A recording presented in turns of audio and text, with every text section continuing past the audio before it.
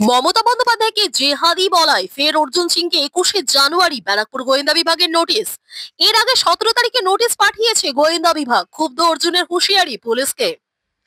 মমতা বন্দ্যোপাধ্যায়কে জেহাদি বলায় ফের অর্জুন সিংকে ব্যারাকপুর পুলিশ কমিশনারেটে গোয়েন্দা বিভাগের তলব 21শে জানুয়ারি। এর আগে 17 জানুয়ারি প্রিয়াঙ্গু পান্ডের বেআইনি বাড়ি নির্মাণে তলব করেছে ব্যারাকপুর গোয়েন্দা বিভাগ। তবে এই বারে বারে নোটিশ পাঠানোয় ক্ষুব্ধ প্রাক্তন সাংসদ অর্জুন সিং। তার হুঁশিয়ারি, যেসব পুলিশ অফিসার এইসব করছেন দিদিমণিকে খুশি করতে, তাদের কিন্তু রিটায়ারমেন্ট আছে, কিন্তু আমাদের মতো রাজনৈতিক নেতাদের কোনো অবসর নেই। পুলিশ তো দলদাস হয়ে গেছে রে ভাই।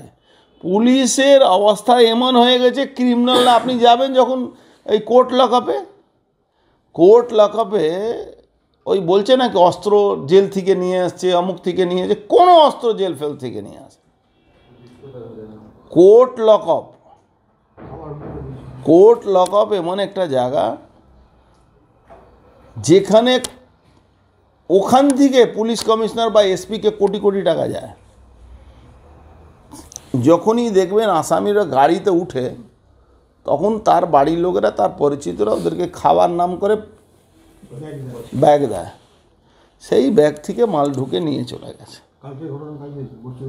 ও হবেই, আমি বলছি তো, আমরা তো দেখি, আমরা তো এদের সৌজন্যে আমাদের তো কোর্টে রোজ যেতে হয় মোটামুটি, তো আমরা সব আমাদের নজরে পড়ে। এমন অবস্থা বাংলা হয়ে গেছে। আরে পুলিশকে রোজ মারবে। পুলিশের টুপিটা না বিক্রি হয়ে গেছে মমতা ব্যানার্জির কাছে। এদের মেরুদণ্ডহীন হয়ে গেছে পুলিশ। এদের লাজ লজ্জা বলে কিছু নেই। আমি নিচে কনস্টেবলদের দোষ দিই না, ওদের কিছু করা থাকে না, বা সাব ইন্সপেক্টরদের খুব বেশি করা থাকে না। কিছু ইন্সপেক্টর আছে কোটি কোটি টাকা তুলে ওই দিচ্ছে। আরে এমন অবস্থা হয়ে গেছে, আরসালানের বিরিয়ানি ঘুষ নিতে হয়, দাদা বৌদি বিরিয়ানি ঘুষ নিতে হয়। এদের এই অবস্থা হয়ে গেছে পুলিশের অবস্থা। আরসালান আর দাদা বৌদি বিরিয়ানি ঘুষ নেয়, এরা বিনা পয়সা নিয়ে নেয়, সেইটুকু ছাড় নেই।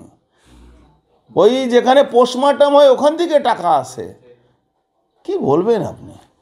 এইগুলো জানতেন যখন আপনি তৃণমূলে ছিল, তখন সবসময় জানতাম, সবসময় আমরা আওয়াজ তুলতাম, কে শুনবে? এখানে তো আছে তোমাকে কিছু দেবে না, তুমি টাকা তুলে আমাদেরকে দাও, লুটে পুটে খাও, আমার 33% মুসলমান ভোট আছে, এই ভোট আমার ফিক্স আছে। এই চিন্তা ভাবনা একটা সময় করেছিল আপনার মায়াবতীও করেছিল, অমুক অত % ভোট আমার আছে, এই টাকা দাও, টিকিট নাও, এই তোমরা জিতে যাবে। আজকে কি হাল হয়েছে, ইনারও ওই হাল হবে, ঘাবড়াবার কিছু নেই। আজকে আপনি জানেন আমাদের শিউলি, মোহনপুর এইসব এলাকায়, আপনার পাতুলিয়া এইসব এলাকায় যতগুলো বাংলা মিডিয়াম স্কুল আছে, সেই স্কুলে বাংলাদেশে অনুপ্রবেশকারীরা এসে নিজের ছেলেকে হিন্দু নাম দিয়ে তাদের নাম অ্যাডমিশন করাচ্ছে। এই ডিআই কাছে যখন হেডমাস্টাররা কমপ্লেন করছে, তখন ডিআই বলছে না মুসলমান হলে অ্যাডমিশন করে দিতে হবে, নাম হিন্দু রেখে দিন, কোনো অসুবিধা নেই। এই ডিআই একটা চোর বসিয়ে রেখেছে ডিআইটাকে, শুধু টাকা তুলে ওই একে দিয়ে যায়, কি নাম ওর, এডুকেশন মিনিস্টার কাছে পৌঁছিয়ে দেয়, ব্রাত্য বসুর কাছে। আপনি দেখছেন তো বাংলার অবস্থা কি আছে। কলকাতা বাড়ি ভেঙে পড়ে যাচ্ছে, কর্পোরেশনের চেয়ারম্যান বলছে কি এটা আমার আমলে হয়নি। আরে তোমার আমলে হয়নি মানে? ইউ আর এ চেয়ার, তুমি একটা ব্যক্তি নয়, তুমি একটা চেয়ার আছো। ও কালকাটা কর্পোরেশনের মেয়র, মিউনিসিপ্যাল অ্যাফেয়ার্স ডিপার্টমেন্টের মন্ত্রী গঙ্গাসাগরে গিয়ে বসে আছে। আরে ভাই, তুমি কলকাতা কর্পোরেশনের মেয়র আছো, তুমি গঙ্গাসাগর পঞ্চায়েতের নয়, তুমি পঞ্চায়েতের মন্ত্রী নয়। আর একটা মুসলমান আমাদের হিন্দু ধর্মের কপিলমুনি আশ্রমে পুজোতে লক্ষ লক্ষ মানুষ আসছেন, ওখানে কি করছে? ওখানে তো যাওয়াই উচিত না ওর। ববি হাকিমে কেন যাবে ওখানে? মমতা ব্যানার্জি কি আমাদের উপরে চাপিয়ে দেবেন? মুসলমান নেতা হলেই, উনার লোক হলেই আমাদের হিন্দু ধর্মের মঠাধীশ বানিয়ে দেবেন? আর ওকে তারকেশ্বরে মঠাধীশ বানিয়ে দিয়েছেন, ও কালীঘাটে মঠাধীশ নাকি হয়ে যাবে। কেন অসুবিধা নেই? আমার ধর্মে অন্য ধর্মের লোক, আপনি একটা মসজিদে, টিপু সুলতান মসজিদে আমাকে বানিয়ে দিন তো, ওখানকার দায়িত্ব বানিয়ে দিতে পারবেন? কোনো মসজিদে আমাকে বানিয়ে দিতে পারবেন আপনি? কোনো মাদ্রাসাতে আপনি আমাকে বানিয়ে দিতে পারেন? মমতা ব্যানার্জিকে আমি চ্যালেঞ্জ করলাম, কোনো একটা হিন্দুকে বানিয়ে দেখান তো। তাহলে কি ধর্ম নিয়ে রাজনীতি হচ্ছে? ধর্ম নিয়ে, ধর্মটাকে বেঁচে দিচ্ছে রাজনীতি। আমাদের হিন্দু ধর্মের লোককে বোঝা উচিত, যারা সনাতন ধর্মের লোক এখনও তৃণমূল করছে, তাদের হাল ওই মালদার ওই কাউন্সিলরও হবে, তাদের হাল ওই যারা তৃণমূলে রোজ খুন হচ্ছে তাদের ওই হাল হবে, যত সনাতনী হিন্দু আছে যারা এখনও তৃণমূল করছে। এই যে কথা বললেন যে গঙ্গাসাগরে ববি হাকিম গিয়েছিল, এটা কি আপনার প্রতিবাদ জানাবেন? যে মুশকিল আছে প্রতিবাদ, এখানে কিছু মানুষ মরে গেছে, তাদের মানে এই কমিউনিস্টরা 34 বছরে মুসলমানদেরকে সেকুলার বানায়নি, হিন্দুদেরকে সেকুলার বানিয়ে গেছে। এই হিন্দুরা এখন ওই সেকুলারে টুপি পরে ঘুরে বেড়াচ্ছে, তারা দেখতে পাচ্ছে না কি তাদের সামনে ফ্যামিলি লোকেরা কি হাল হবে। আবার নোটিশ এলো নাকি? আমার প্রতি একটু ভালোবাসা বেশি আছে মমতা ব্যানার্জি, এই জন্যে উনি সপ্তাহে 2-3টে নোটিশ পাঠিয়ে দেন। কিন্তু উনি একটা জিনিস বুঝতে পারেন না, কি আমাকে নোটিশ আর কেস দিয়ে উনি কিছু করতে পারবেন না। আমার ওনার চ্যালেঞ্জ থাকলো, উনি যত কেস করার আছে করুন আমার উপরে। এই নিয়ে আজকে ওনার ক্ষমতা আছে, উনি পুলিশকে লেলিয়ে এসব করাচ্ছেন, কালকে ক্ষমতা না থাকলে উনি কি করবেন? আমি তো ওনাকে চ্যালেঞ্জ করছি আবার, কি উনি এই কেসগুলো ইডি সিবিআইকে দিয়ে দিন। ইডি সিবিআই উপরে ওনার একটা প্রশ্নচিহ্ন হতে পারে।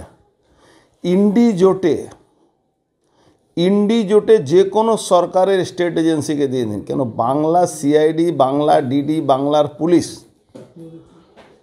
চটি চাটা বললে মানে ভুল হবে, মানে এদের মেরুদণ্ড বলে কিছু নেই, এর আইন ব্যাপারে কিছু জানে না, নোটিশ পাঠাচ্ছে, নোটিশ ভুল ভরা নোটিশ। আইনটা পাস হয়ে লাগু হয়েছে 2024 সালে, তার রেফারেন্স দিচ্ছে 2023 সালে। অদ্ভুত একটা পার্টি চলছে, অদ্ভুত একটা সরকার চলছে, উনি পার্টি উনি সরকার, আর কিছু এই 2 নম্বরই পুলিশ অফিসার যারা দিনরাত শুধু পয়সা তুলে গাড়ি দাঁড় করে, সাট্টা জুয়া, হিরোইন, ড্রাগস, ফ্যান্সি ড্রিলের টাকা তুলে বেড়ায়, খুনের টাকা, খুনিদের থেকে টাকা নেয়, যারা একটা ছেলেকে, তৃণমূলের ছেলেকে পিটিয়ে মেরে দিল নৈহাটিতে, সেই ছেলে 1.5 মাসের মধ্যে বেল করিয়ে দিল, সেই পুলিশ আমাকে নোটিশ দিচ্ছে। এই পুলিশদেরকে বলবো, ভাই রিটায়ারমেন্ট তোমাদের আছে, আমাদের কোনো রিটায়ারমেন্ট হয় না, এটা কিন্তু মাথায় রাখো। আমি বন্ধুত্বও ভুলি না, আমি শত্রুতাটাও ভুলি না। ভাই নোটিশের ফাইলটা অত বড় হয়ে গেছে, আমিও এখন মজা নিচ্ছি, হয় না এই গরম পড়লে মজা, ঠান্ডা পড়লে মজা, বৃষ্টি হলে মজা, আমার এখন মজা আসে। রোজ আমি আমার অফিসকে জিজ্ঞেস করি কি আজকে কোনো নোটিশ এলো কি না এলো, এখন আমার এটা মজা লাগে। আরে নোটিশে এসছে যে 2016 সালে একটা পিপিপি মডেলে